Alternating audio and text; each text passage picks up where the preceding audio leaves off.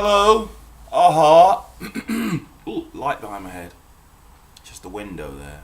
Yeah. I'm not in 1080. I've got a different. I haven't got my camera that I used last time, so I'm in 720, I believe, and that'll just have to do.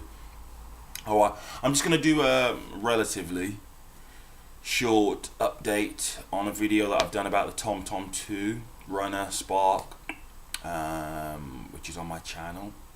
Basically, I've really enjoyed the watch, but I had a problem because I was connecting it to headphones and it was all choppy. The music was not good and it was putting me off. So this is this is not the actual watch, because what I did was, to cut a long story short, or to get into details, basically, I sent the watch back to TomTom because I wasn't sure if the watch was the thing that was mashing up the whole music thing. So basically I sent the module back and they sent me a brand new spanking one.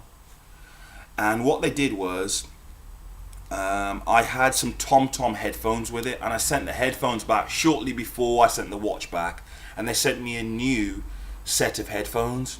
But what had happened was, because I wasn't sure if it was the watch or the headphones, I'd lost faith in the headphones. So I thought, you know what, I'm kind of reading other people out there are using other brands, so let me get rid of the headphones too.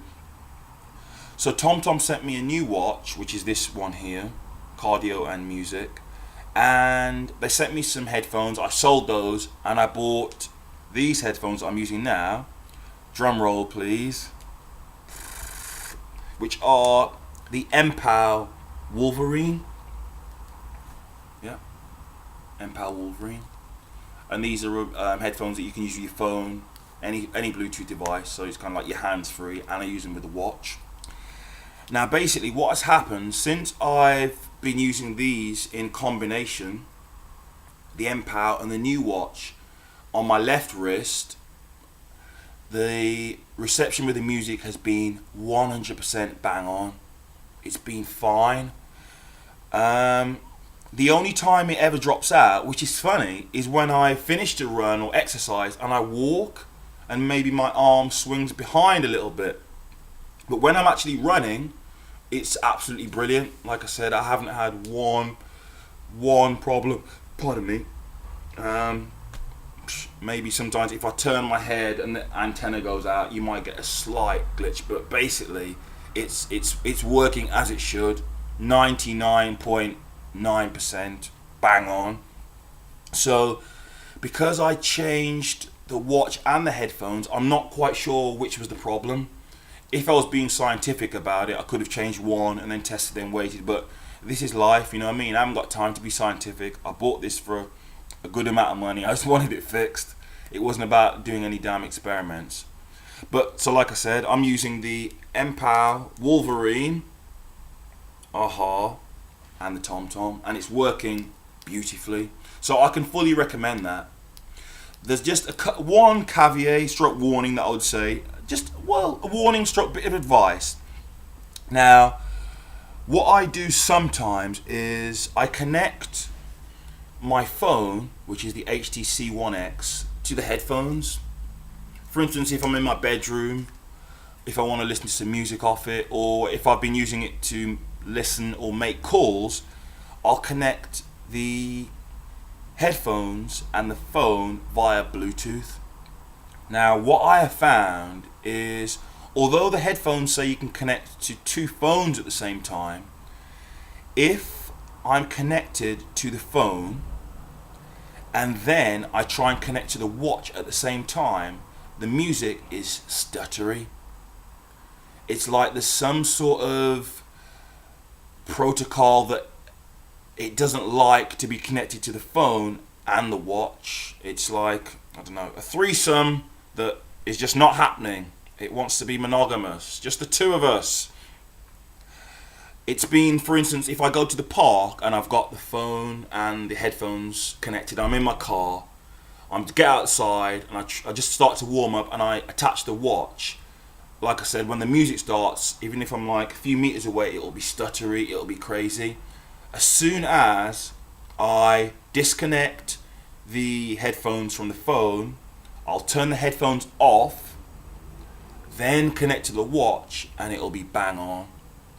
So what I found is you've got to use these, and you've got to get to know your equipment, because at the end of the day, there's no one, or there's no manual or review that someone's got this watch, TomTom Runner, and the HTC phone, for example, and these headphones. So I've got to work it out, and this is what I've worked out myself. But I would suggest that it may be the same if you connect your headphones to whatever phone and try and do it to the watch. It may be stuttery. Maybe that was a problem that I had before. I don't know. That could have been my issue. That I had the TomTom headphones connected to the phone, and I'd go out with the watch and it was connected. Who knows? Like I said, it's all guesswork now. But what I found is when the headphones are connected to the watch, and I try and connect it to that, you hear a beep. It's like the headphones are telling you it's coming out of range with the watch, and it just sounds, it isn't right. It isn't right. So what I would recommend is, if you do get the Empower Wolverines, disconnect it from any Bluetooth device before you attach it to the watch, basically. Tablet, phone, whatever you've got. It seems to kind of work best when it's just two items connected, two products connected. That's what I found with the combination of these three, HTC One X, the TomTom, and the Empower Wolverines. But like I said, once they're connected, the Wolverines and the TomTom, bang on. And these are like, I got these for 15 quid off eBay, so you cannot complain. The sound of the Empower is pretty good. They're pretty good. What I would say is they're a bit tinny, generally, but, because I've never used any headphones like this before, but when you get the seal, when you get these in your ear, and I have a hat, and the hat goes over the top of them, they sound bomb. I listen to like a lot of Timbaland tracks. You're hearing the kick drum, you're hearing the bass, you're hearing it all. So it's one of those. It's a funny thing because at the end of the day, most people aren't audiophiles like myself. And when they're running 3K and they're knackered and they're out of breath, or 10K, most people aren't going to be thinking, ooh, that sounds a bit tinny, or I need a bit more bass. You're just going to be worried about your breathing. Do you know what I mean? But I know some people are critical. So I would say they are a little bit tinny at times until you get the seal. Once you get the seal, it's game over. That's you.